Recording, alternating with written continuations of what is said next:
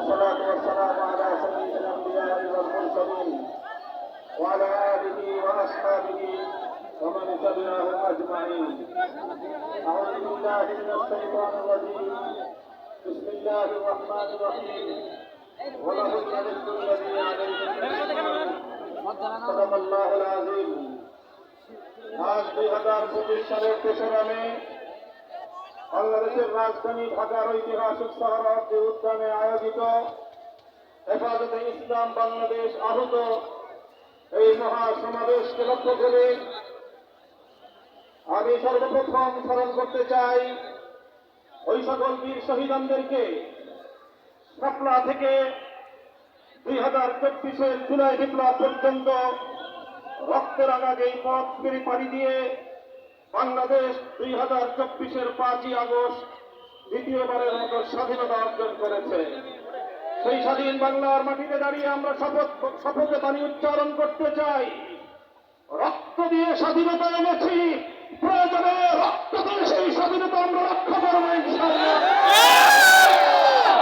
স্বাধীন বাংলার মাটিতে দাঁড়িয়ে আমরা বলতে চাই, নারী সংস্কারের নামে আল্লাহর কোরআনকে, ইসলামকে যে কটাক্ষ করা হয়েছে, ধর্মীয় উত্তরাধিকার বিধান, পারিবারিক বিধানকে নারী পুরুষের মধ্যে বৈষম্যের প্রধান কারণ বলে আখ্যায়িত করে বিতর্কিত নারী বিষয়ক কমিশন এদেশের সংখ্যাগরিষ্ঠ মানুষের ধর্মীয় অনুভূতিতে আঘাত প্রদান করেছে।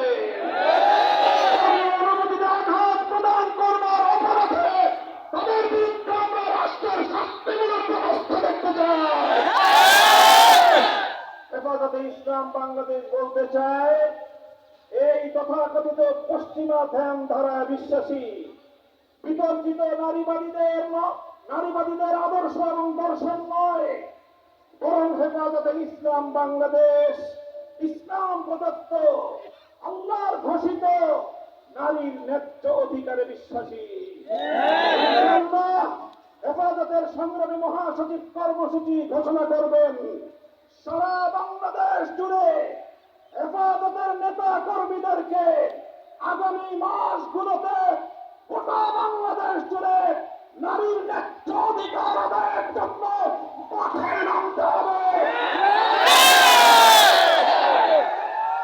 আমরা পরিষ্কার ভাষায় বলি, বাংলাদেশের স্বাধীনতার 53 বছরের মাথায় এসে সংবিধান সহ রাষ্ট্রের ব্যাপক সংস্কার কার্যক্রম শুরু হয়েছে। এই সংস্কার কার্যক্রম চলাকালীন সময়ে বহুত্ববাদের মতো বিতর্কিত